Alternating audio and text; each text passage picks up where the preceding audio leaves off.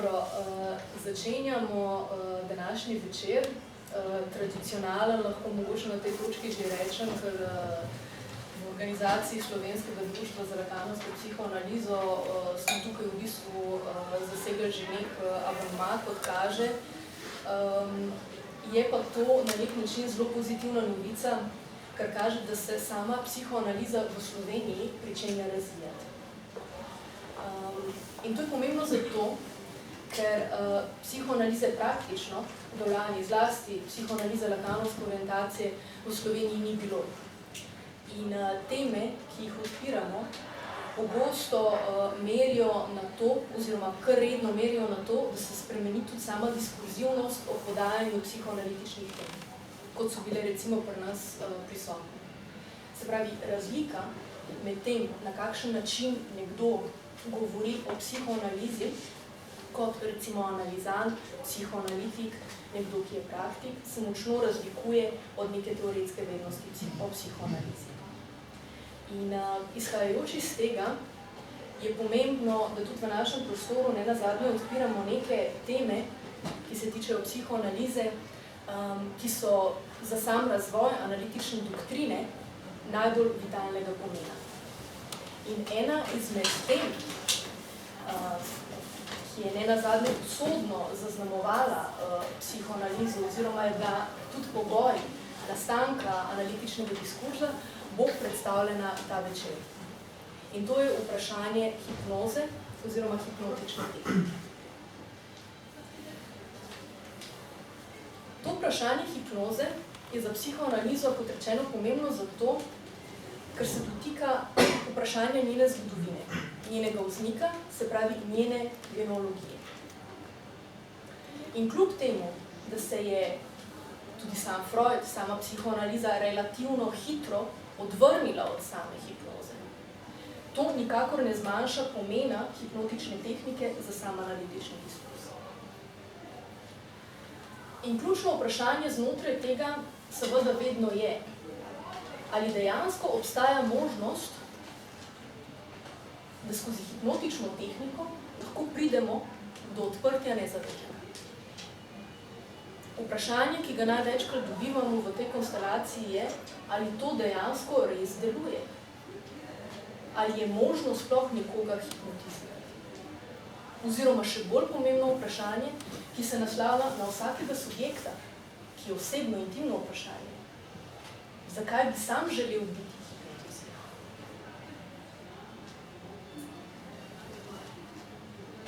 In to zadnje vprašanje je nenazadnje ključno.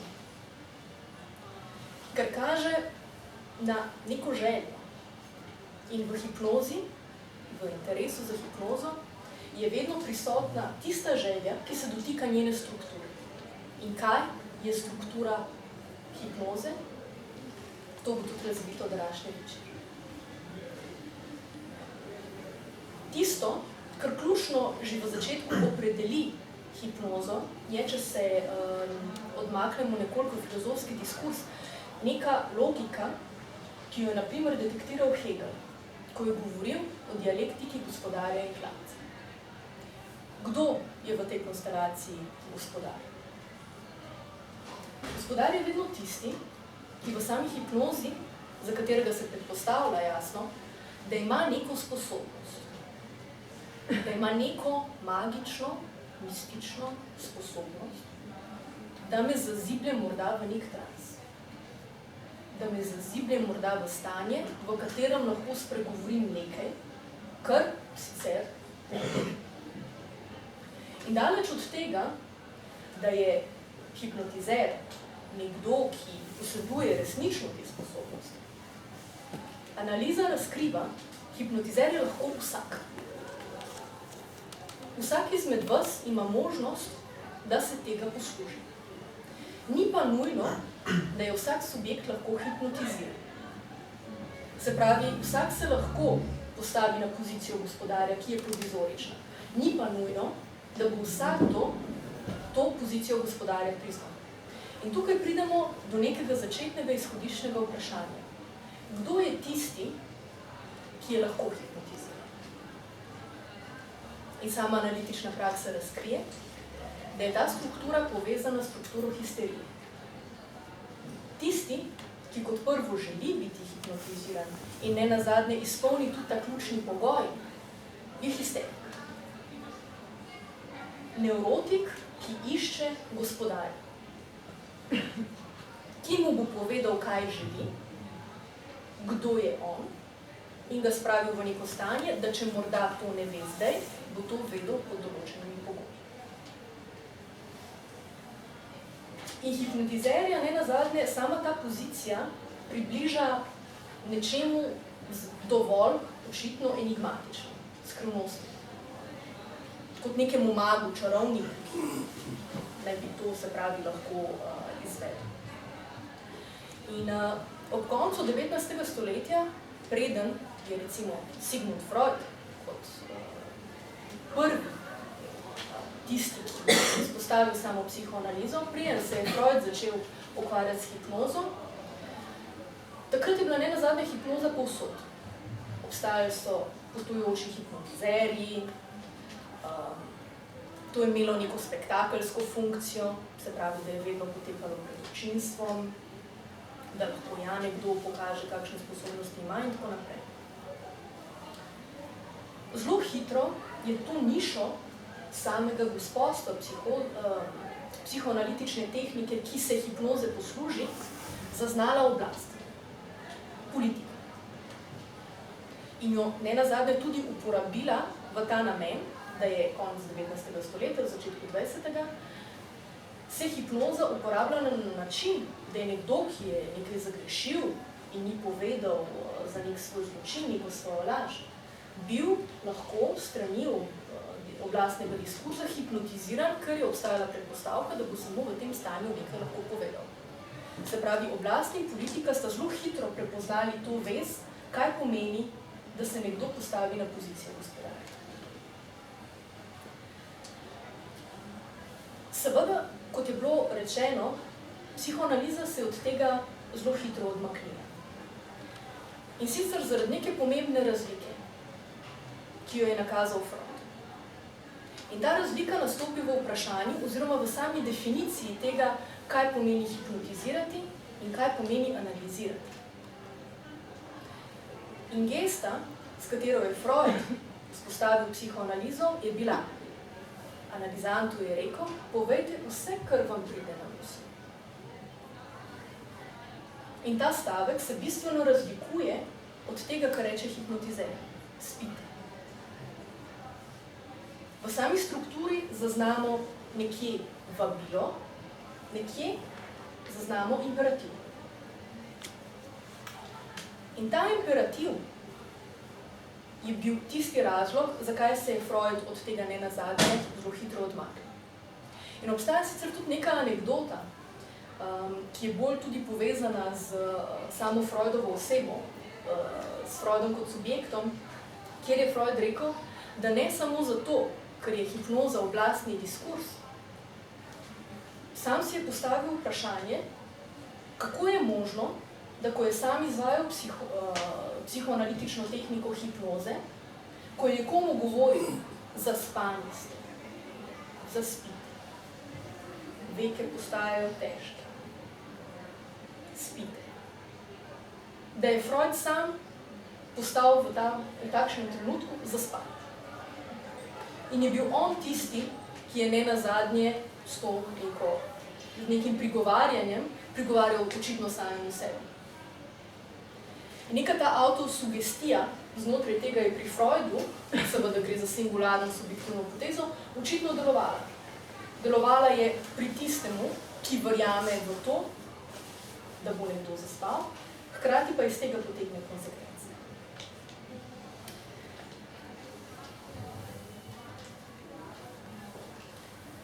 In znotraj tega je jasno, da so te konsekvence pogosto etične konsekvence. Dotikajo se same etike. Ali se lahko, na primer, legitimno poslužujemo takšnih praks?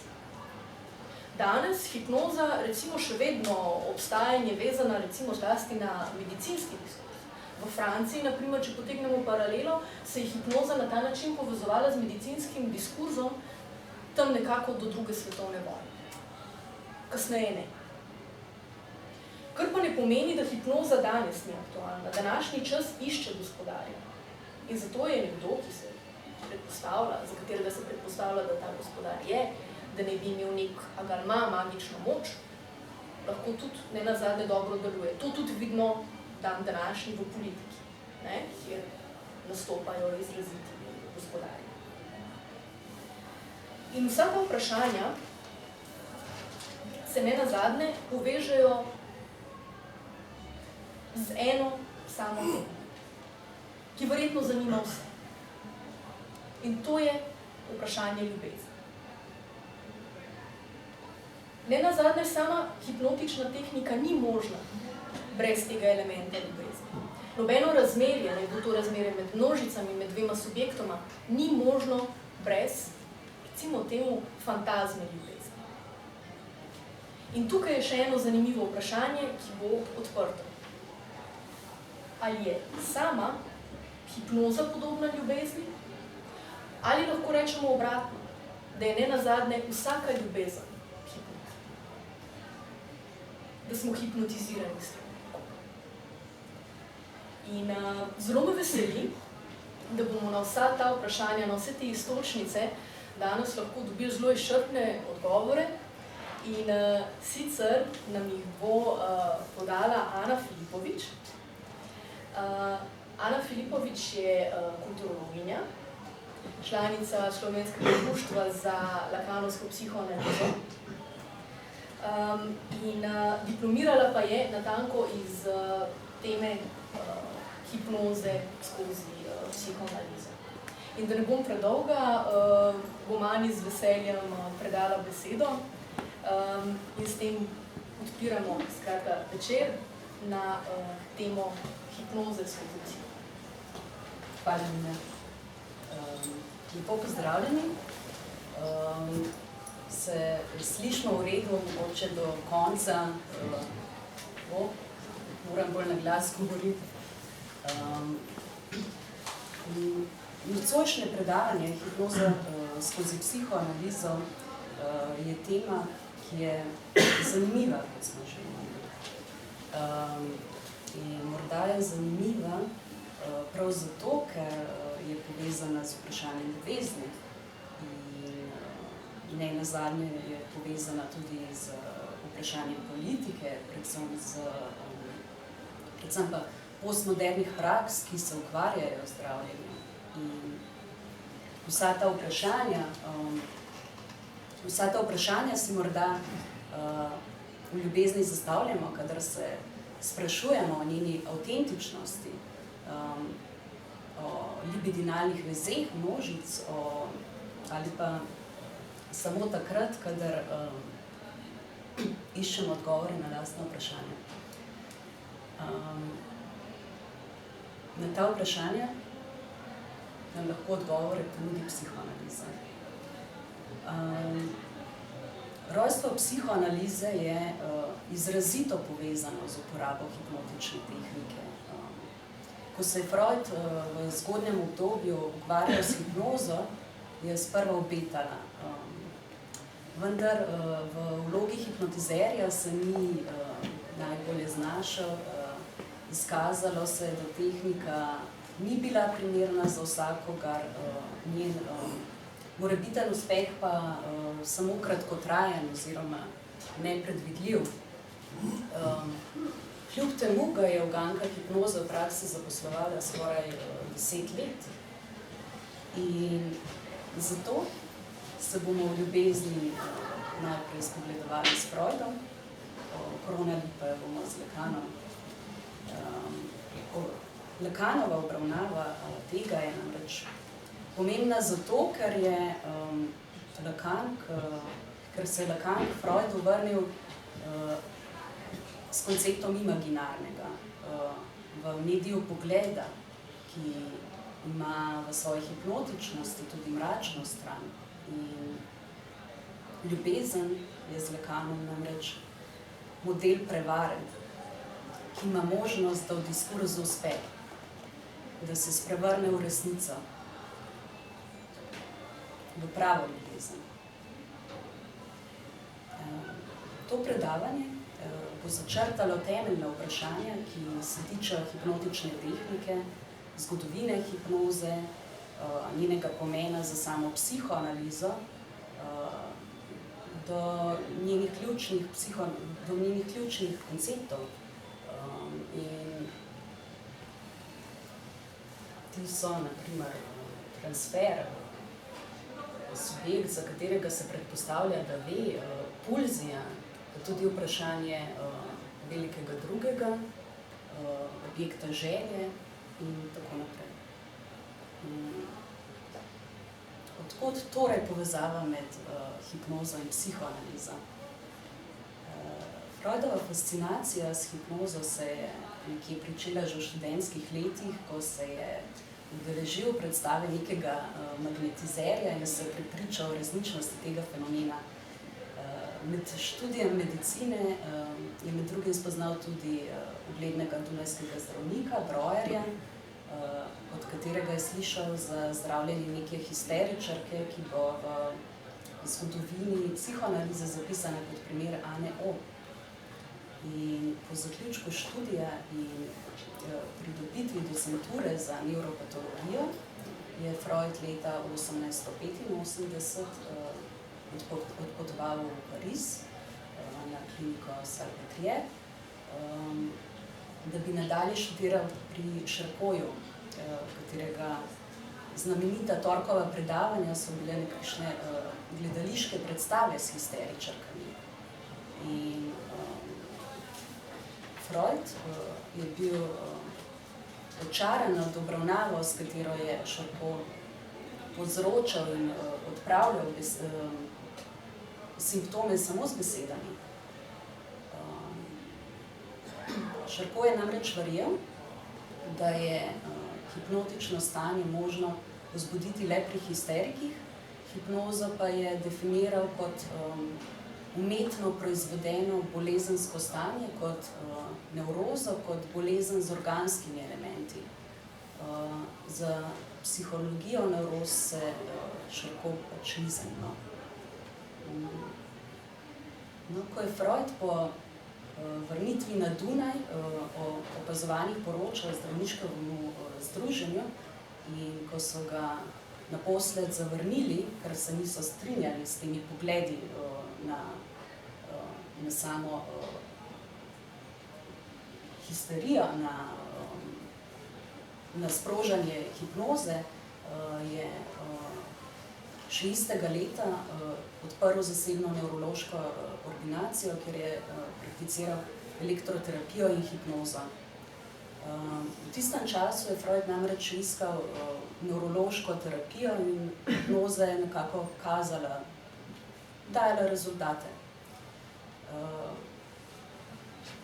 Delo s hipnozo je bilo privlačno in ugled čudodelca laskav, piše Freud. Vendar kljub začetnemu uspehu mu je povzročala dve težavi. In sicer to, da je ni mogel uporabiti pri vseh bolnikih in pa ni mogel doseči pri vseh bolnikih, da bi prišli do določene globine hipnotičnega stanja. No, da bi dovršil svojo tehniko, je potem leta 1889 odpotoval v Nancy, na severu Francije, kjer je slišal za Liboja in Bernema, ki sta hipnozo obravnavali kot zgolj delo sugestije, kar je pomenilo, da je vsakdo dovzeten za njene učinke. In v nasprotju s pariško šolo je bil tu kontrast. Bernem je med drugim v kliničnih eksperimentih s hipnozo dokazal, da je njen učinek placebo. V tistem času je Freud ponovno obudil zanimanje za Breuerjev primer, tudi šele po obisku Nancyja je hipnozo pričenjal razumeti v povezavi z psihološkimi zakoni, ki vladajo življenju večine subjektov. Freud se je zato vse bolj posvečal Breuerjevi metodi oziroma postopku, ki je temeljil na tem, da je pacientko privedel v stanje somnambulizma, v globoko stanje hipnoze torej, in jo spodbudil k pripovedovanju o težavah. No, ta pa je sama pod hipnozo odkrila izvor in razlago simptomov, o katerih sicer v burnem stanju ni vedela ničesar. In najbolj presenetljivo je bilo to, da so simptomi izginili, ko je jih pripovedovala. S čimer je simptom končno dobil smisel, ki ustreza ostankom oziroma reminiscencam afektivnih stanj. To metodo, katere cilj je bil odreagiranje ukleščenega afekta, je Breuer poimenoval katarzična. No, Freud jo je posvojil in enako skušal ravnati tudi v svoji praksi. In nato sta skupaj z Breuerjem na Freudovo pobudo sicer objavila delo, študijo o histeriji, kjer sta podala izsledke dela s pomočjo te metode. No, če je Freud sprva hipnozo še uporabljal na konvencionalen način, se pravi za posredovanje sugestivnih prepovedi, pa je z Breuerjevim pristopom poskušal izvedeti več o nastanku simptoma. In to se je vendarle izkazalo za učinkovitejše od monotonega ponavljanja sugestivnih prepovedi. Ta drugačna raba hipnoze je v študijah predstavljena s tem, kar je že Anna O. izpovedala, Breuerjeva pacientka. In kaj je torej boljši dokaz za obstoj nezavednega kot hipnoza, ki je pokazala naločeno stanje zavesti? No, v nadaljevanju bomo prikazali, kakšne razsežnosti je bilo to dognanje.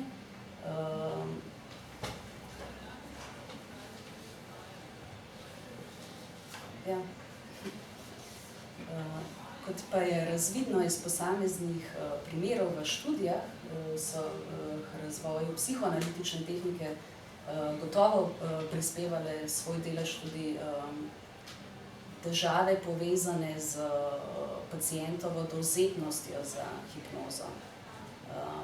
Freud je bil pri tem vprašanju samokritik, neuspehe je pripisoval lastnim zmogljivostim in glavno sredstvo katarzične metode, s katerim je pacienta pripravil k spominjanju, je pogosto izvalo odpor in načelo potrebno zaupanje v terapevtski postopek. Do težav s hipnotiziranjem pa je sicer prišlo zaradi transferja, zaradi katerega so bile pacientke že hipnotizirane. In Freud je sicer šele kasneje spoznal, da ni hipnoze. No, tem težavam se je poskušal izogniti tehniko pritiskanja roke na čelo, ki jo je prevzel od Bernema.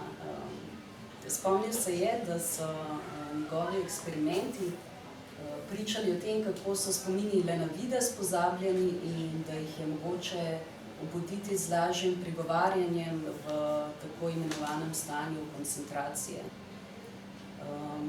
Z odpovedi o somnambulizmu, torej globokemu stanju hipnotiziranosti, neke zamaknjenosti, se je Freud še naprej posvečal odpravi simptoma in se ukvarjal z zgodovino njihovega nastanka in vzroki, ki so povzročali odpor, s čimer pa je končno dobil vpogled v motive njihove pozabe. S tem je Freud prvič vzpostavil obstoj ločene zavesti in njene izključitve iz asociativne obdelave. To je skozi konverzijo psihičnega v telesno, skozi konverzijo psihičnega v telesno to rezultira v nastanku histeričnega simptoma namreč. Breuerjeva hipnoidna histerija na eni strani in pa Freudova obrambna nevroza ter vprašanje njene etiologije je mesto prehoda, kjer se je Freudova tehnika postopoma ločila od katarzične in kasneje nastopil tudi Breuerjev umik. Tudi ravno hipnoza oziroma katarzična metoda je bila nedvomni pogoj odkritja nezavednega. Seksualnost kot taka pa postavljena v središče simptoma. Ob zaključku študije je Freud že navajal lastne izpeljave, v katerih je hipnozo mogoče razumeti le hipnozo ali pa hipnorozo, mogoče razumeti le s pomočjo temeljite analize. V ospredje je postavi osebni odnos do zdravnika, katerega vpliv se zdi pogoj za razrešitev problema. S tem pa je že nakazal tisti del posebnega dejavnika, ki je nepogrešljivi del vsakega terapevtskega postopka. Freud sklene, da je transfer v odnosu do zdravnika posledica napačne povezave. Naloga analize pa je z odporom opraviti tako, da se pacient zave te ovire in takšen nevrotičen transfer potem takem izgine.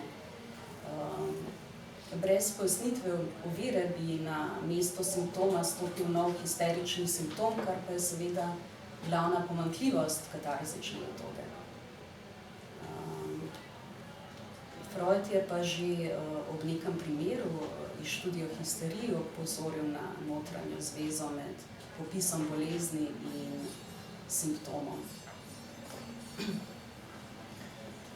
V uvodu smo torej že povedali, da je pri tem pomembno vprašanje transferja. Kaj torej pomeni transfer? Transfer pomeni ljubezen, ki se proizvede v analitični situaciji ali pa vzpostavi.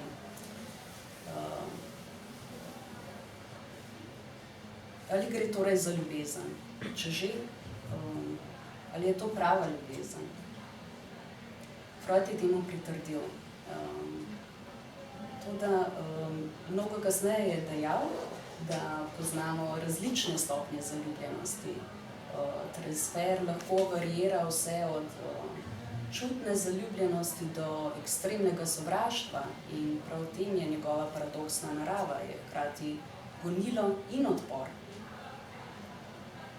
Tako Freud kot Lacan sta transfer obravnavala kot ljubezen, ki se v ničemer ne razlikuje od navadne ljubezni, če tako rečemo. Edina razlika je v tem, da navadna ljubezen ostane neanalizirana.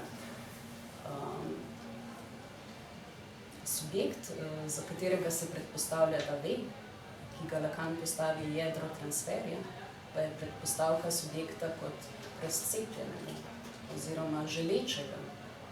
In ta subjekt je vselej v razmerju do označevalca in ne do realnosti, ki je fantazmatska, torej konstruirana v simbolno-imaginarnih koordinatah. Te pa so določene z interpretacijo, katere konstitutivni del je predpostavljen veliki drugi. Ta veliki drugi je sestavni del vsakega hipnotičnega razmerja in zato Freud pravi, da je na hipnozi nekaj naravnost grozljivega, da so heimliche, da značaj grozljivega nakazuje nekaj starega, dobro znanega, nekaj, kar je zapadlo pod lečitvi. In ta slepa bega, zaslepljenost, tudi z lastnim nezavednim, je prav tako del hipnotičnega razmerja. hipnotično tehniko torej opredeljuje pozicija moči. Freud je to spoznal nekega dne, ko mu je pacientka nenadoma planila v objem in natanko v tem je gospodstvo iza hipnotične tehnike. Freud se je od tod preusmeril k metodi prostih asociacij, hipnozi pa je vse skozi ostal hvaležen, da je pojasnila to prikrito igro moči. In kot sam pravi, je v svoji tehniki opustil hipnozo, zato da je ponovno odkril sugestijo v obliki transferja. Poglejmo sedaj, v čem je razlika med pozicijo analitika in pozicijo analizanta v hipnozi in kako to poteka v analizi. Kot vemo, se v analizi analitik in analizant ne gledata iz oči v oči. V hipnozi pa je to ravno obratno. Torej, psihoanalitični ceremonial s pacientom na kavču in analitikom izven njegovega vidnega polja Freud utemeljuje z več razlogi. Ne samo, da sam pri delu ni prenesel, da bi pacienti ure in ure strmeli van, ampak predvsem z namenom preprečitve neopaznega mešanja transferja, ki bi sicer z analitikovo obrazno mimiko motile oziroma vplivale na tok pacientovih asociacij. Pacient se je na ta način lažje naravnal na dejavnost oziroma se in brez da bi nekako svojo pozornost še dodatno odvračal s prebiranjem analitikove telesne govorice. Namen takšne postavitve je predvsem v tem, da se prepusti prostor besedi namesto podobi. Jacques-Alain Miller v svojem delu Govorim z zidovom ravno v ta namen izpostavi Lacanovo dodatno konceptualizacijo analitičnega postopka, ki zgovorno priča o tem, da analizant ne govori analitiku, temveč zidovom, kjer se njegov glas kot odmev vrača. No, takšna postavitev na kavču je sicer primerna samo za subjekte, ki nimajo psihotične strukture, zato pa je ob vstopu v analizo potrebno opraviti tako imenovane preliminarne pogovore, v katerih analitik ugotovi, ali je subjekt primeren za obravnavo na kavču. Ker je konotacija v zvezi s kavčem za nekatere tako neznosna, je ležati na postelji, če tako rečemo, za njih nevzdržno. Ampak pomembno je to, da je Freud pacienta odrešil s tem, da ga je polegal na kavč in mu prisluhnil. Ne pa, da bi ga hipnotiziral in mu podajal lastne sugestije. Kot zanimivost, Freudov kavč, Freud je ta kavč dobil kot darilo ene izmed pacientk in to je bilo za časa še intenzivnega ukvarjanja s hipnozo, danes pa je predvsem nek simbol Freudove tehnike. Ampak odkot ideja torej, da analizant leži na kavču? S kakšnim namenom? Zato, da bi analitiku vzpostavil možnost, da bi analizanta preko njegove besede, preko govorice odrešil bolečine njegovega simptoma, ki je vezan na imaginarno oziroma na nek smisel. Strukturno je ta premik zaznamovan s tem, kar Lacan opisuje kot premik od diskurza gospodarja k diskurzu analitika. No, če se na Freudovem kavču srečamo s preizpraševanjem lastne želje, pa je zmenek z Lakanom, če se tako izrazim, še usodnejši. Izkušnja ob srečanju z lastnim fantomom je tu prignana do brezna realnega, onkraj katerega ni ničesar. No, prav tu pa se nakaže možnost neke ljubezni,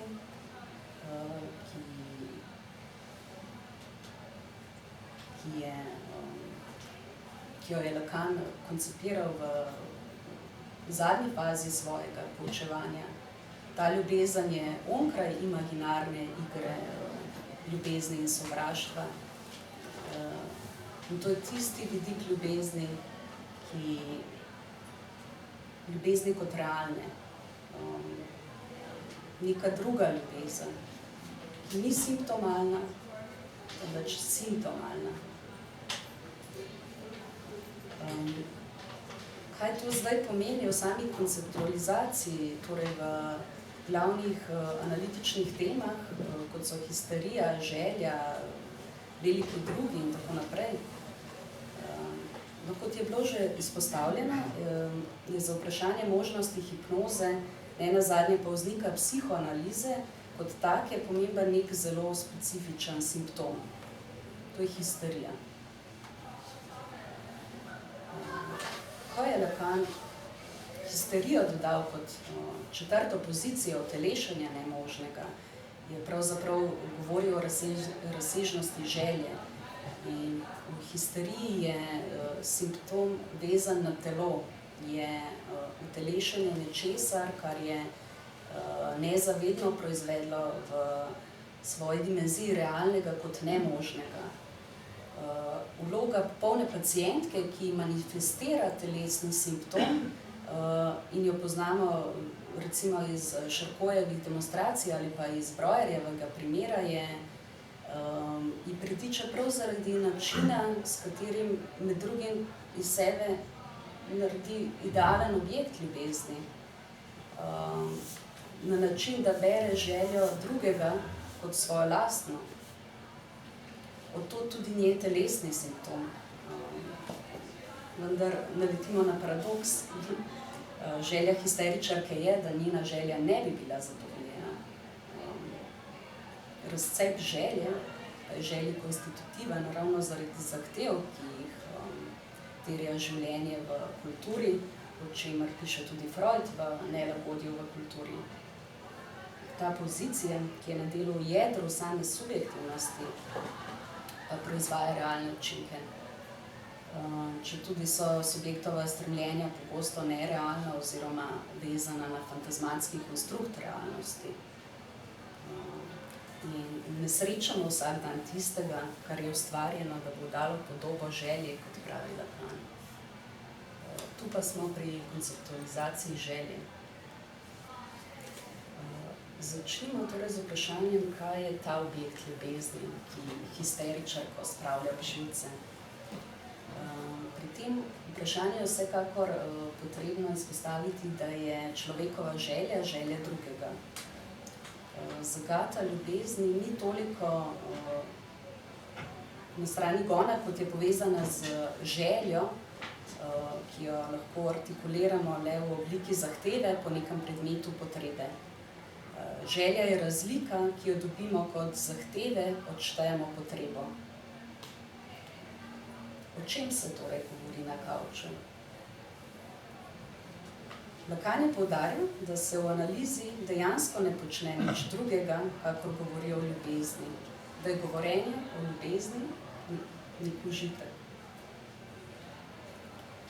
Zabloda ljubezni pa je povezana želja, zaradi katere je subjekt prepričan, da je mogoče dobiti tisto.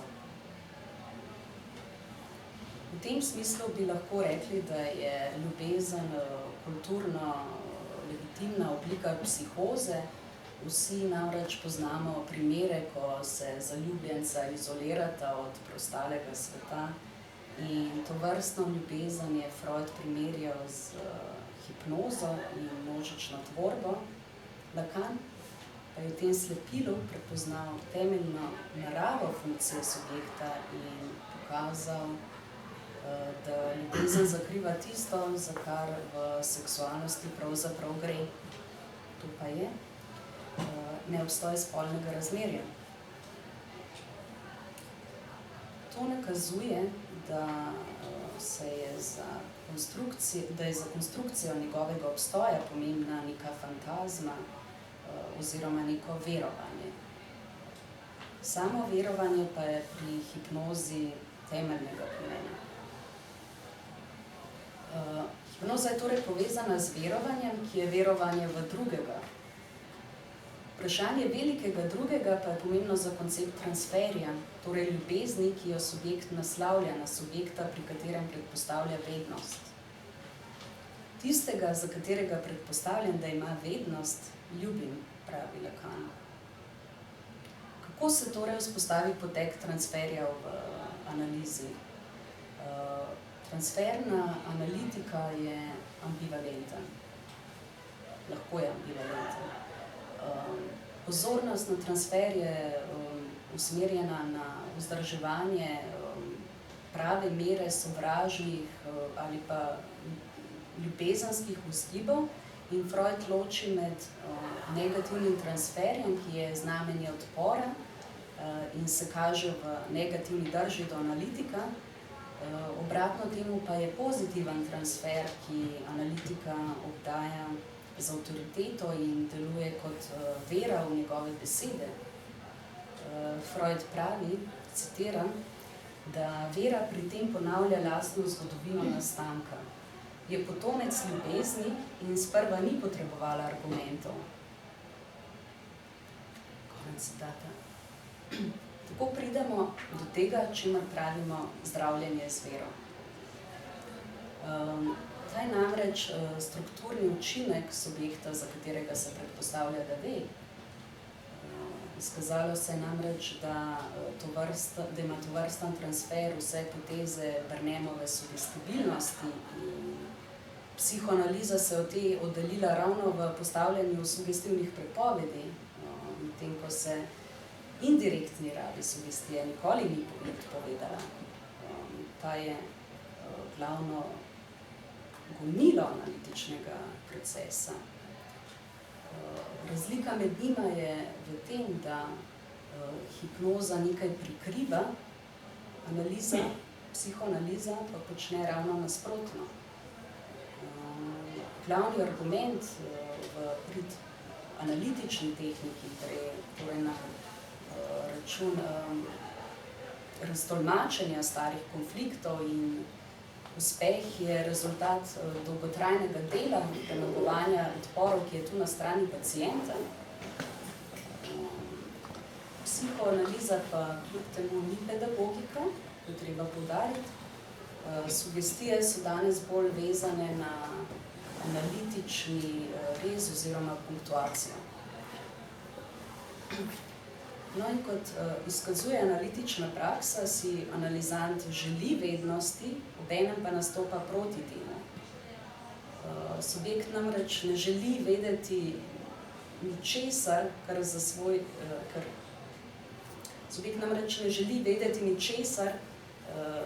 za svoj užitek že ve vse, kar potrebuje. Povezava med ljubeznijo in vednostjo pa se morda na prvi pogled ne zdi tako samoumevna, morda je prej njen pogoj, kajti vsaka praksa, če ne bo družbeno delujoča, vključuje temeljno nevednost svojih pripadnikov glede teh praks. In to, čemur pravimo družbena vez, temelji na ljubezni. Iz Freudove teorije množic vemo, da sugestija temelji na erotičnih vezeh, pri čemer manipulativnost in psihologija delujeta kot obliki transferja.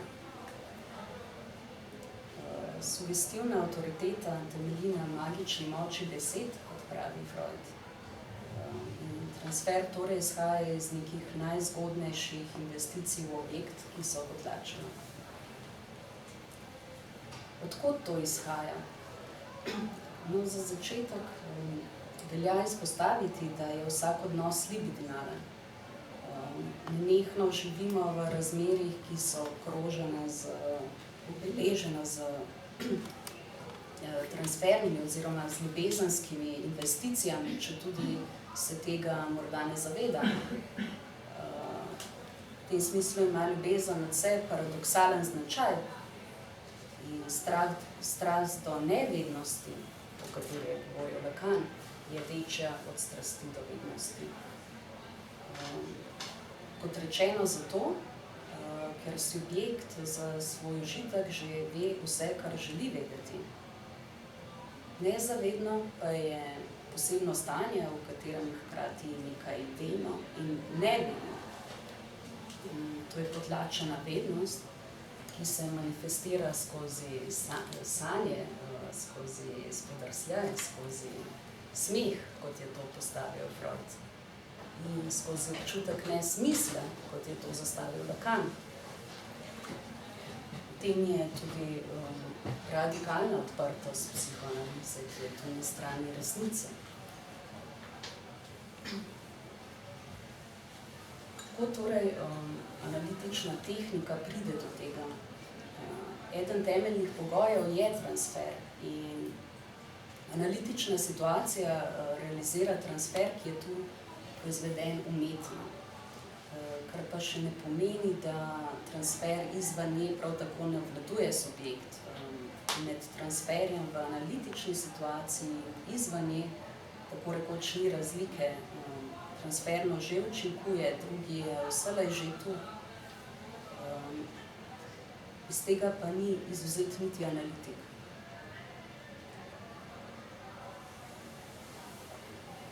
Kako torej lahko dojamemo transfer? Zaradi domnevne dvoumnosti koncepta transferja prihaja do velike zmede. In sicer zato, ker v praksi obstaja več načinov, kako dojeti transfer.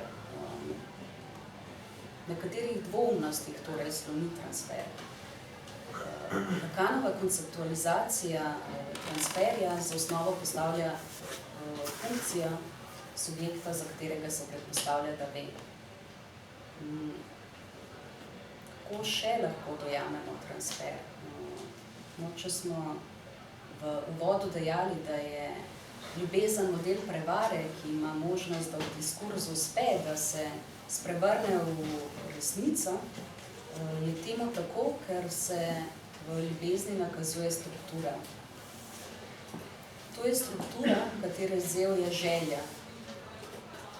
S tem, ko smo prepričali drugega, da ima on to, kar nam manjka in kar nas potem takem lahko dopolni, smo prepričali sami sebe, da lahko še naprej spregledujemo ravno to, kar nam manjka, pravi Lacan v 4 temeljnih konceptih psihoanalize. Skratka, prevara ljubezni temelji na tem, da manjko subjekta in manjko drugega izniči sam manjko v vzajemnem zapolnjevanju. V tem je paradoks fantazme, njena dvojna funkcija, ki deluje kot okvir možnega življenja in pa hkrati kot obramba pred enigmo želje drugega. Odkot torej tako velik pomen drugega za subjekt? Lacan je poudaril, da se subjekt rojeva skozi drugega.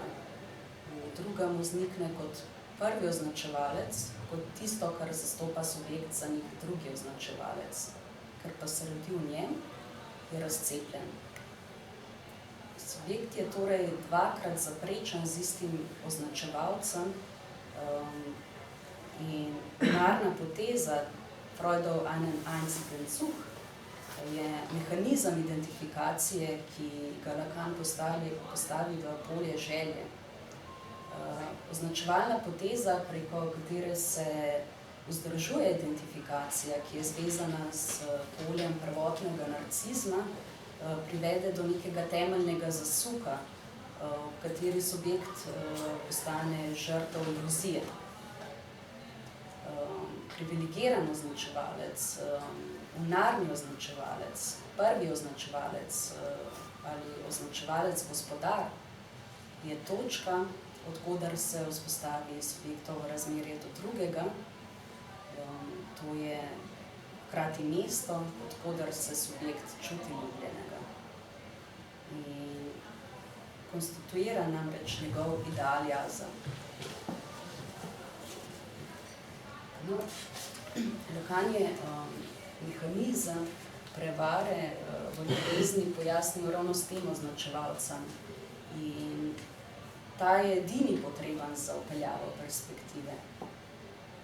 Dvoumnost objekta razloga želje je v tem, da v simbolnem deluje kot prazno mesto, katerega opora je označevalec brez označenca.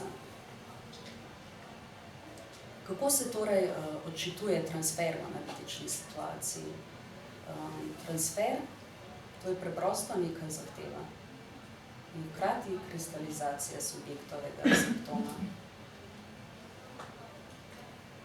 Če se vrnemo k analitiku, za katerega smo dejali, da nekaj ve,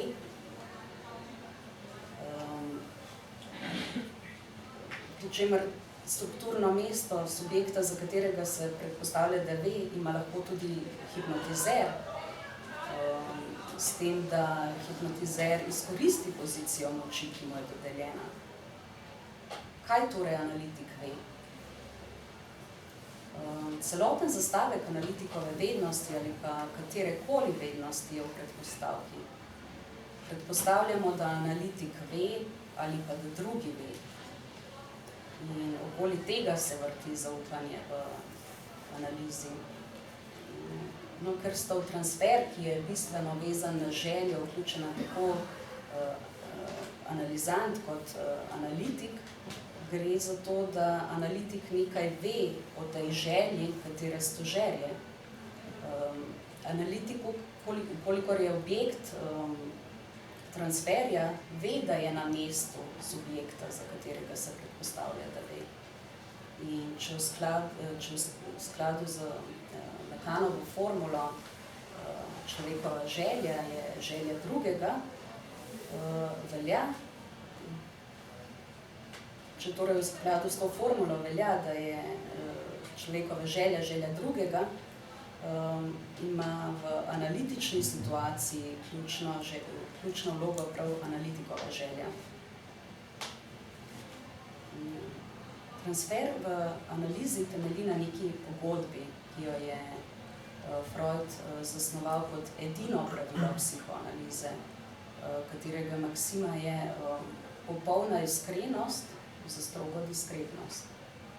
In transfer je proizvod tega freudovskega postopka, ki se v analitični situaciji realizira tu in zdaj, in katerega izhodišče je subjekt, za katerega se predpostavlja, da ve. Lacan v 4 temeljnih konceptih psihoanalize govori, kako se subjekt skozi igro identifikacij ujame v prevaro. S tem, da od analitika pričakuje, da neko vednost, da ve, česa si želi. In analitikova želja je ključna za to, zato, ker se v omenjeni situaciji naslavlja na analitično intervencijo, ki je kontradikcija te ljubezenske zahteve. Ta pa se na strani histeriziranega subjekta odčituje kot njegova frustracija. Subjekt namreč predpostavlja, da analitik pozna njegovo skrivnost. Analitik pa uteleša to subjektovo gotovost in deluje z mesta velikega drugega kot opora slehernega verovanja in zaupanja. Pri tem pa se seveda zaveda zasuka v poziciji, ki mu je dodeljena. To seveda ne pomeni, da bo distribuiral skrivnostno vednost oziroma predhodno aplicirano vednost, ki je zaradi singularnosti analizantovega primera pač ne more imeti.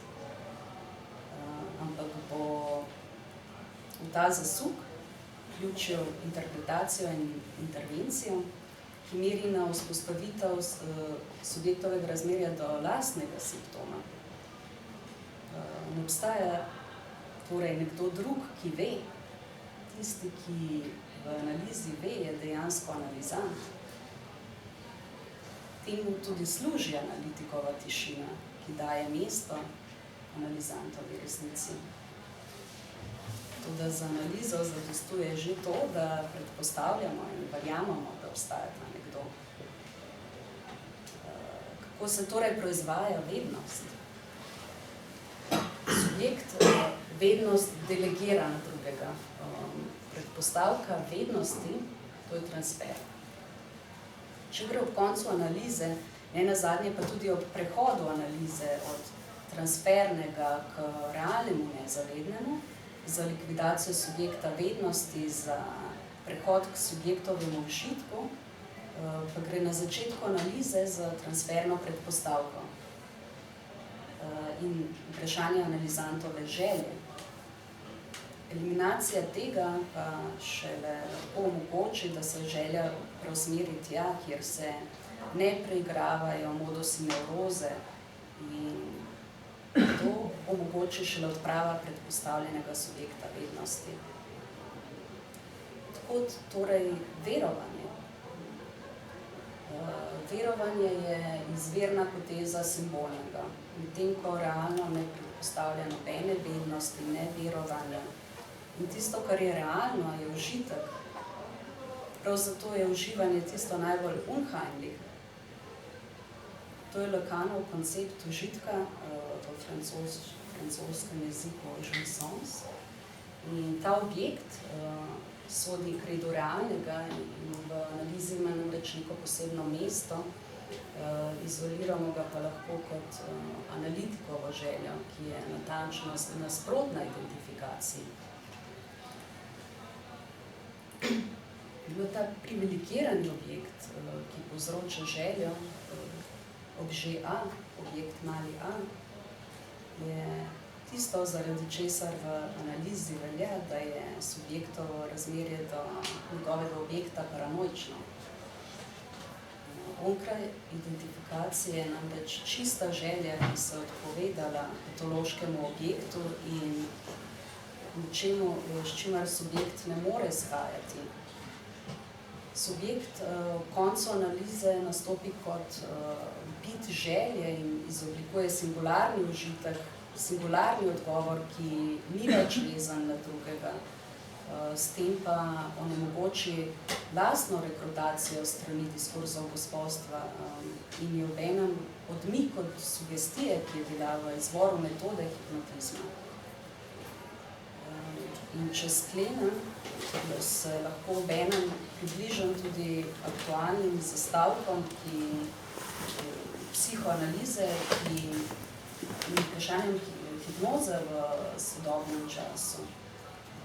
Hipnoza je namreč v postmodernem času ostala pogosta metoda, ki jo uporabljajo tako zdravniki, samooklicani terapevti, nekatera religiozna gibanja, skratka diskurzivne prakse, ki v 21. stoletju zastopajo diskurze moči.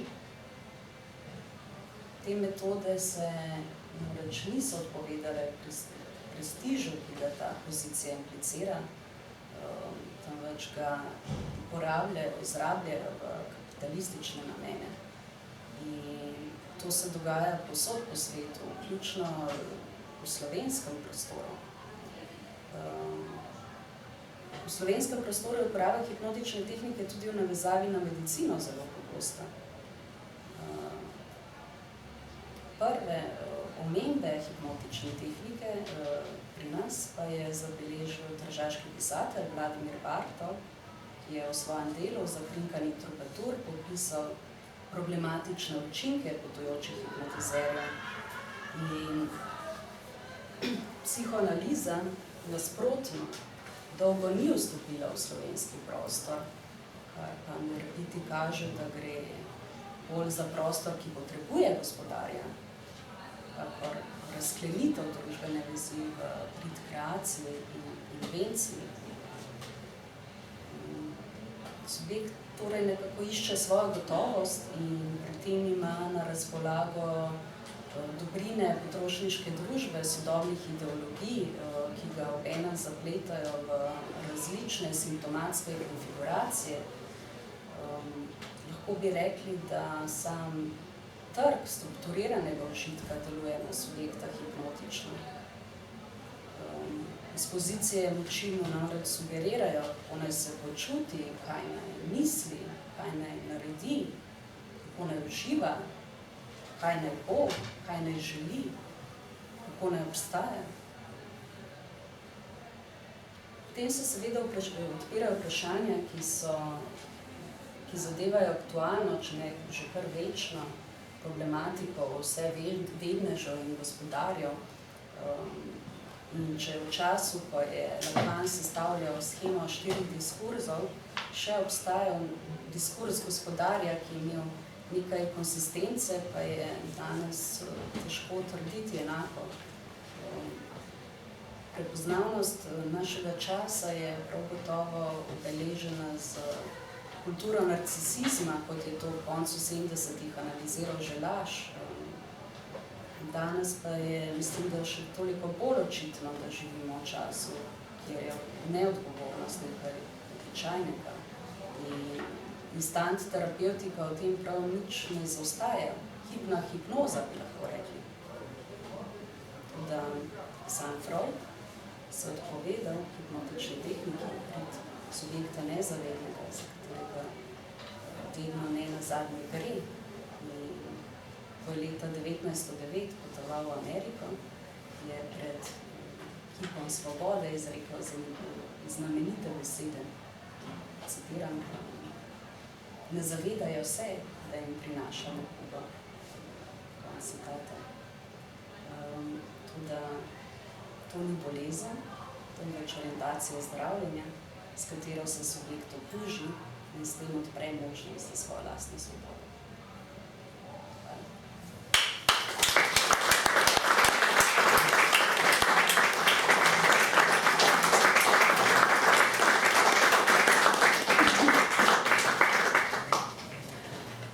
Kakšna kuga bo verjetno prišla iz druge strani, iz Amerike, nazaj v Evropo, lahko ugibamo mogoče v zadnjih dneh. Ampak jaz bi se Ani najlepše zahvalila za izčrpno predavanje. Zdaj pa dajem prostor vašim vprašanjem.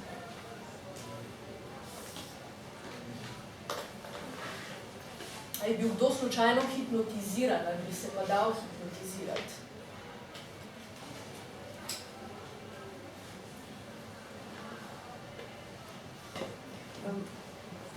En komentar, oziroma, če sem prav razumela. Torej, od hipnoze je stran psihoanalizi. Tako. Ja? No, to je pomemben zastavek, zato ker če bi se kdo dal hipnotizirati, potem je potrebno poudariti, da gre v bistvu za društvo za psihoanalizo, ne za hipnozo. Tako da to je pomembna iztočnica. Bi pa mogoče, še kakšno besedo rekel na to temo. Zakaj se pravi odpoved psihoanalize hipnoze? Vemo namreč danes, kot je bilo omenjeno v slovenskem prostoru, je hipnoza še vedno izjemno uporabljena tehnika. Zlasti v nekem diskurzu, za katerega bi lahko rekel, da je celo znanstveni. Se pravi medicina. Medtem ko vprašanje hipnoze jasno nikoli ni bilo, da gre za neko prav znanstveno tehniko, prevedljivo. Prej je bilo že v tistem času bližje kot nekemu podnarekovaj šarlatanstvu, bolj ali manj. Se pravi, ta simptom tudi našega časa, vez še vedno aktualna v Sloveniji med medicino in hipnozo, marsikaj lahko implicira. Ja, se strinjam. Tako kot sem poudarila, neka pozicija moči, ki je dodeljena, pozicija prestiža, v tem smislu jaz to vidim.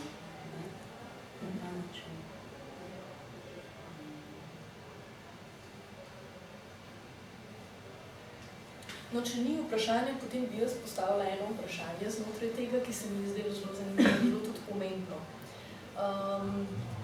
In sicer se nanaša na vprašanje, večkrat je bilo omenjeno pač sama ljubezen in kako je to pomembno za samo analizo in kako deluje v sami hipnotični tehniki.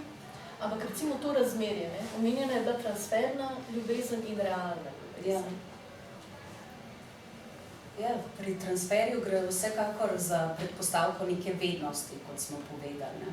Medtem ko realno ne pozna vednosti, ne pozna verovanja. Ne? Gre za vprašanje smisla, če lahko tako rečemo. Smisel je tudi nekaj, zaradi česa subjekt trpi.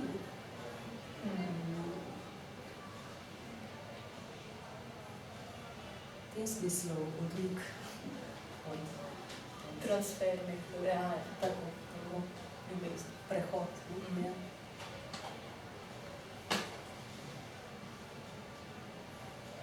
Kakšno vprašanje, komentar? Kaj pa tako imenovana autohipnoza, oziroma neko stanje globoke zamaknjenosti, meditacije? Kaj porečete na to? Ja, jaz mislim, da gre spet za vprašanje verovanja, ne? In kaj, ne?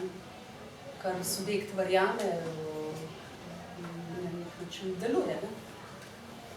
Tako da, kot je bilo v uvodu povedano, ko je Freud postavljal sugestije drugim, je hkrati sam verjel v to in postajal zaspan. Ne? Torej, šlo za nekaj vzajemnega.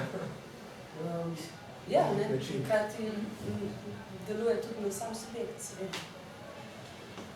Je pa to vprašanje recimo zanimivo še iz nekega drugega vidika. Ne?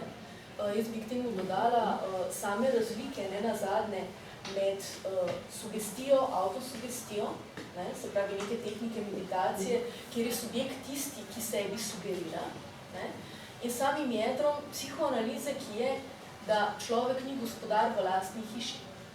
Se pravi, da je nezavedno tisto, ki določa nenazadnje tudi njegovo željo, kaj si bo sugeriral in zakaj si bo sugeriral. Se pravi, danes v našem času, jasno, z postmodernimi tehnikami je tudi ta porast avtosugestije izjemno visoki. Se pravi, implicira pa nekaj, kar psihoanalizi recimo ni tako lastno. In sicer, da je subjekt sposoben racionalne odločitve v svoj prid.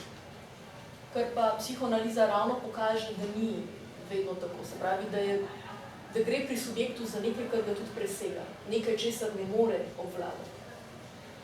Tudi recimo sam vstop v analizo je povezan s tem, nenazadnje, da subjekt čuti, da obstaja nekaj, s čimer ne more sam, kar ga presega, kadar ga je strah, da gre nekaj onkraj njega samega. Navkljub zatrjevanju sebi in drugim, da temu ni tako.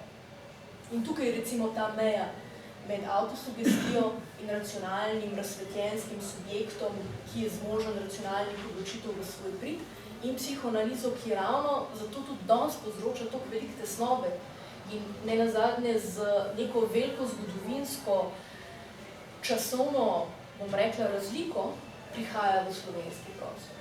Kar je izjemno nenavadno. 50-60 let po tem, ko so nenazadnje v nekih drugih državah, okoljih psihoanalizo priznali kot nekaj, oziroma njen imperativ, njeno središčno tezo, človek ni gospodar v lastni hiši, ker obstaja nezavedno, tega pri nas ni bilo. Ni pa bilo, ker so tukaj tudi zgodovinske okoliščine določenih političnih sistemov, ki pravzaprav na subjekta nalagajo to možnost odločitve, da je on tisti, ki lahko sugerira sebi in je pa izjemno pomembno vprašanje za samo psihoanalizo in terapevtske prakse.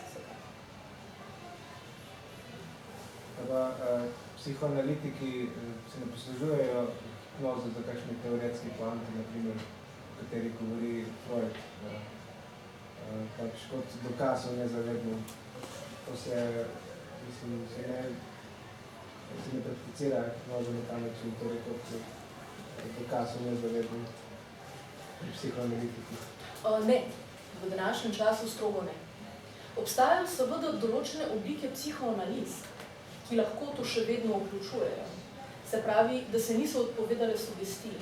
Ampak če govorimo o psihoanalizi zlasti lakanovske orientacije, ki se popolnoma odpove tej sugestiji že samo osnovno Lakanovo tezo, ki pravi, ni velikega drugega, ni drugega od drugega. Nikogar ni, ki lahko ne nazadnje se posluži tega.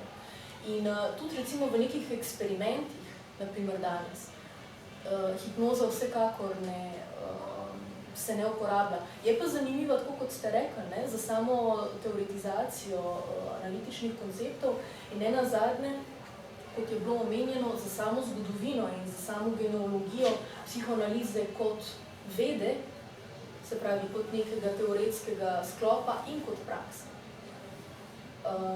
Nikakor pa to ne implicira, da se danes recimo lahko na kakršenkoli način dejansko, se pravi, prakticira. Bolje izpostavljamo to, bomo rekli, teoretsko-historično vprašanje in ta historični. Psihoanaliza je izjemno kritična do uporabe same hipnotične. Koliko časa pa vaše društvo obstaja? Domnevam, da si malo prizadevate kakšen delež v Sloveniji, nekako z ekonomskega stališča gledamo, ekonomistom, ki ste rekli, da pač iz tujine počas tam prihaja, se tudi vidimo v medijih, vedno več raznih blogov, pač nekako se skuša ta balon, ki ga je najverjetneje zastavila ta pač, kako ste omenili, tudi medicina s svojo močjo.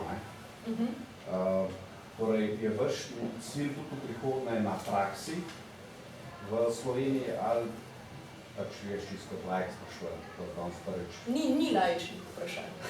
Oziroma, če so enostavno vprašanja, so vedno najboljše. Vas tudi je društvoma namen tudi pol kot v praksi upravljati zadeve na Slovenskem, to pomeni, da boste ponujali strokovnjaki tudi storitve osebam, torej ljudem v stiskah ali karkoli, ali se na to področje ne morete? To vprašanje, bi rekla, da je zelo tipično za še enkrat slovenski prostor. In bom razložila, zakaj. Zaradi tega, ker v vseh okoljih, kjer psihoanaliza je samoumevno, da obstaja kot klinika in obstaja kot praksa. In društvo za lakanovsko psihoanalizo zdaj obstaja 1 leto in pol. In obstaja kot združenje lakanovskih psihoanalitikov in tistih, ki so v samem procesu klinične formacije. Aha, tudi. Se pravi, da se psihoanalizo absolutno izvaja kot prakso, že 1 leto približno, medtem ko v sami organizaciji jasno cilj je približati možnost klinične formacije drugim. Zdaj, samo vprašanje trga in samega kapitalističnega diskurza ima pa tudi znotraj psihoanalize same zelo posebno mesto. Psihoanaliza nenazadnje subvertira tudi to kapitalistično vez, ki jo ponavadi, tako kot ste rekli, obstajajo tržne niše, obstaja trg različnih možnosti, supermarket, terapiji in subjekt se lahko odloči za karkoli. Psihoanaliza nenazadnje s svojim obstojem in svojim diskurzom subvertira to, ker subjekta ravno izvzame iz kapitalističnega diskurza. In izvzame ga zato, ker mu ne sugerira ravno ne njegove želje, ne njegovega užitka, ki pa je danes pri vseh tako ali drugače opet v kapitalistični diskurz, ki narekuje subjektu, kako želeti, kako uživati. In mu ponudi vedno celo pahljačo možnosti, kako lahko do tega pride. In trg znotraj tega izrazito sodeluje. Zlasti recimo farmacija danes, zlasti razne oblike terapij, da ne rečemo do obskurantizma, medtem ko samo vprašanje tega, kaj se zgodi s samim trgom, ko psihoanaliza nastopi kot praksa, to pa je neko drugo vprašanje. In vprašanje je zato, ker ga ravno subvertira. Ker nenazadnje tudi neko pragmatično vprašanje plačila v analizi. Nobena praksa ne obstaja, kjer je plačilo določeno izključno po finančnih zmožnostih analizanta. vedno obstaja pri vseh terapijah recimo neka uravnilovka, toliko in toliko za to in to. V psihoanalizi tega ni. Zato, ker psihoanaliza ravno ne more na ta, bomo rekli, postmoderno držo, ki jo diktira kapitalistični diskurs, pristajati. Ker bi se s tem dejansko upela v to, da bi subjektu potem še nadalje sugerirala, kako in kaj lahko živi. Navezala, ja, na pač nadaljevanje konzumiranja. Alač sam še nekaj, no. Kaj pa ta film, Nevarna metoda, ki je pač par let nazaj, čisto z vašega stališča, se je kakšnih takih tem dotaknil film, oziroma, jaz sem čisto spomnim se igralke, ki je bila histerična, in je imela razne vihtaje in potem doktora Freuda, ki je pač gledal, nekako se probo znajdeti in se pač znajdeti, kakor se je na koncu. Tako, a so se dotaknili? Je ta, če ena filmska industrija bila sposobna prikazati tudi? Zdaj, filmska industrija je vezana vedno na nek element, ki ga sama psihoanaliza detektira kot fantazmatski. Sama zgodovina je fantazmatska. Samo prikazovanje je imaginarno. Gre za vedno nek imaginari, ki zdaj vprašanje, a smo ga zgodovinsko točno zadeli, a smo ga v samih teoretskih vprašanjih pravilno detektirali, ali je bilo to sprejeto na tak drugačen način. To je vprašanje recimo tudi same filmske produkcije, kaj ne nazadnje s tem želi. Iz samega analitičnega vidika lahko rečemo, da ne nazadnje vsaka, mislim, Freud ima tudi mesto v popularni kulturi, nikoli ni bil izvzet razen v začetku svojega delovanja. Ampak vsaka taka omemba sigurno privede, če do drugega ne, do nekih bistvenih vprašanj, kakšno je mesto sploh psihoanalize danes, da je lahko sploh recimo zanimiva tudi za neko filmsko industrijo, za samo literaturo in tako naprej. Tako da mogoče to vprašanje, tudi za kakšnega filmskega kritika, je ta film Dangerous Method to zadev. Vsekakor pa je pač neko drugo vprašanje tudi, zakaj Freud, kako to, da se neka ta popularna navezava ni zgodila recimo pri Lacanu. Ne nazadnje zato, ker se ni mogla, ker tako kot sem omenila prej, subvertira ravno to vez, ki jo kapitalizem ne nazadnje predpostavlja, in to verjetno je manj zanimivo, ne nazadnje tudi za tej. Vprašanje bi se pa bolj nanašalo v bistvu na vašo prakso. In sicer, kako rigidni oziroma plastični ste v sami lakanovski praksi? Je to še vedno popolnoma enaka tehnika, kot je uporabil Lacan? Ali se poslužujete tudi nekih novejših tehnik v smislu mindfulness? V sami lakanovski doktrini izvajanja klinike in prakse stoji neka zelo pomembna zahteva, da tako rečem. In sicer, da vsak analitik ima nek stil, ker je vsak analitik kot subjekt in vsak analizant singularen. Se pravi, da tudi sama lakanovska psihoanaliza ima neke parametre, na kakšen način se izvaja, kar je pa potem odvisno, ne nazadnje od samega analitika in neke svobode, ki jo znotraj tega ima. Zdaj, sama fleksibilnost, čeprav razumemo vprašanje, je povezovanje z drugimi metodami, z drugimi vedami, ne? Če sem prav zastavila. Ta vprašanja so težka in te vezi so izjemno kompleksne. Zato, ker Lacan ne nazadnje, ko je govoril o 4 različnih diskurzih. Diskurzu histerika, diskurzu gospodarja, diskurzu univerze in diskurzu analitika. Je postavil 4 različne logike, na kakšen način delujejo. Pod diskurz je bil diskurz kapitalizma. In če psihoanaliza v svoji strukturni logiki vzpostavi neko vez, bodi si z univerzitetnim diskurzom, bodi si z diskurzom gospodarja, bodi si s kapitalističnim diskurzom, postane nekaj drugega. Zato so recimo povezave z terapevtskimi tehnikami, psihologijo, medicino, našem slovenskem prostoru, filozofijo, popularno kulturo, vedno precej kompleksne. Kar pa ne izključuje možnosti, da je recimo nekdo, ki je terapevt, psiholog, da se s psihoanalizo ukvarja. Ravno obratno, psihoanaliza je pogosto pač neka, ne bom rekla drugi poklic, ampak povezana še z nekim drugim diskurzom v sami subjektivnosti analitika. To pomeni, da kolikor se pač dejansko lakanovski psihoanalitik poslužuje tudi ostalih tehnik, je lakanovski analitik zgolj teoretično, praktično torej ne več, če lakanovska analitika presega na to svojo neomadeževanost. Neomadeževanost je v bistvu pač nek izraz, ki ga najbrž ne bi samo uporabljala za samo izvajanje analize. Ravno zaradi tega, ker neomadeževanost pomeni lahko, biti omadeževan s čim.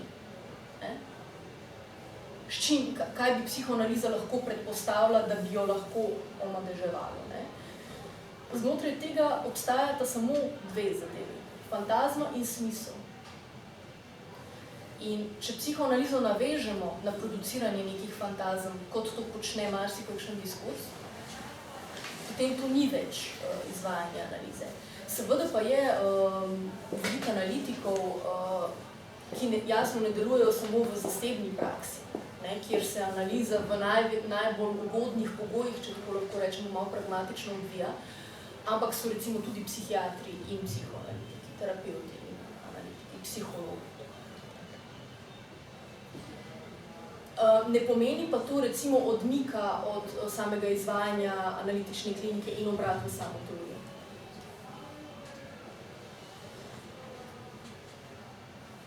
A je možno, da nezavedno ne obstaja?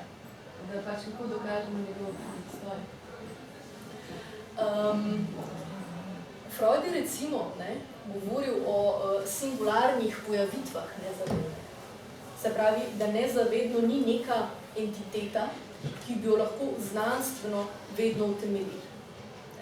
Pojavijo se formacije nezavednega hipno, v nekih banalnih formacijah. In takrat smo lahko prepričani, da je do nečesa prišlo.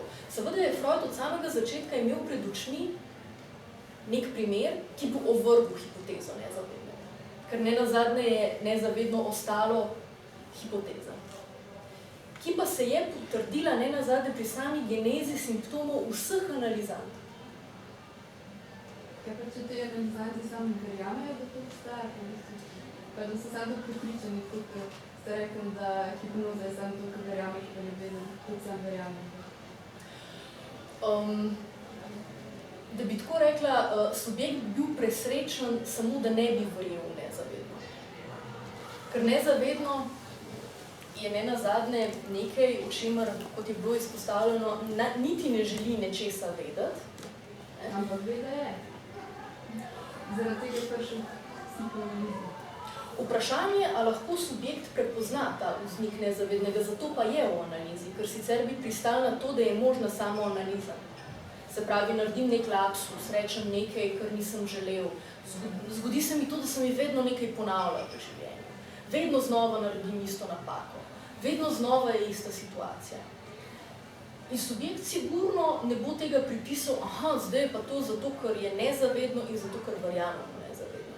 Ravno obratno. Daleč od tega, da bi priznal, da ima to kakršno koli vezo z njim. Ker ko pride do vznika nezavednega, ni neko navdušujoče razkritje, neka eureka, super, nezavedno. Ne, deluje tesnobno. Subjekt bi se najrajši odpovedal temu, da je ravno prišlo do vznika nezavednega, ker se v tem ne prepozna. In se ne želi prepoznati v tem. Tesnobno mu je, nerodno mu je.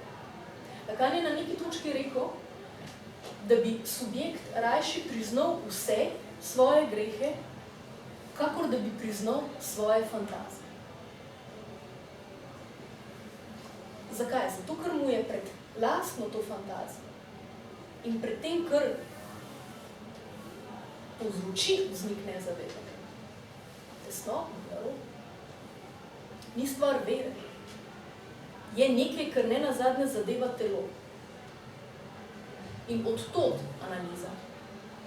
Se pravi, analiza se ni pričela kot neka religiozna špekulacija, ampak se je pričela s tem, da je obstajal nek medicinski, sprva medicinski simptom, nekaj v telesu, kar se je opisalo. In medicina temu ni našla vzrok.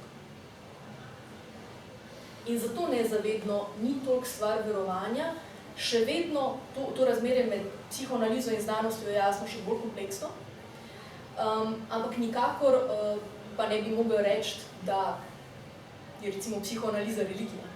Čeprav jasno v poznem poučevanju je tudi Lacan sam izrazil pač to možnost, ali ni nenazadnje vse, kar lahko o čemerkoli rečemo, vključno z znanostjo, smisel in zato religija, ker je vsak smisel religiozen. In to zadane tudi psihoanalizo. S tem pa, da psihoanaliza učinkuje, ima to možnost, da naredi ta subverziven preobrat, ki je izjemno radikalno.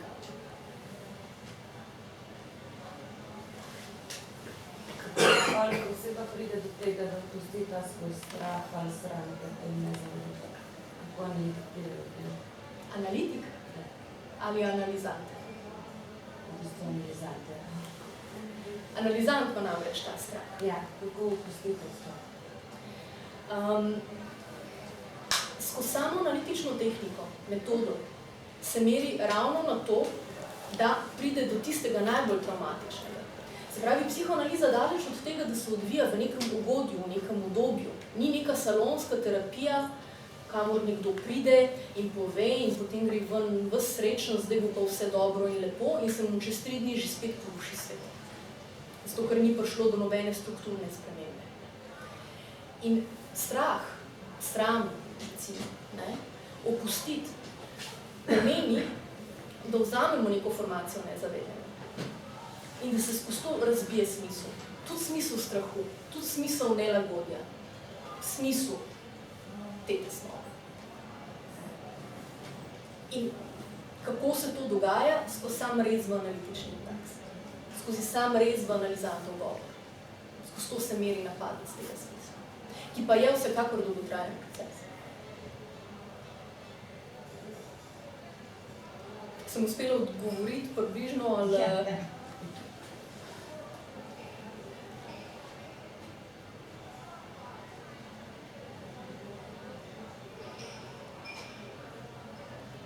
Kakšno vprašanje?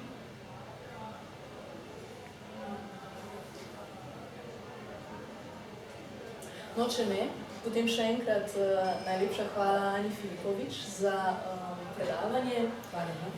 Hvala vam za obisk in seveda hvala Trubarjevi hiši literature za možnost tega večera in tudi prihodnjih večerov, ki jih bomo v letošnjem letu v društvu ravno tukaj organizirali.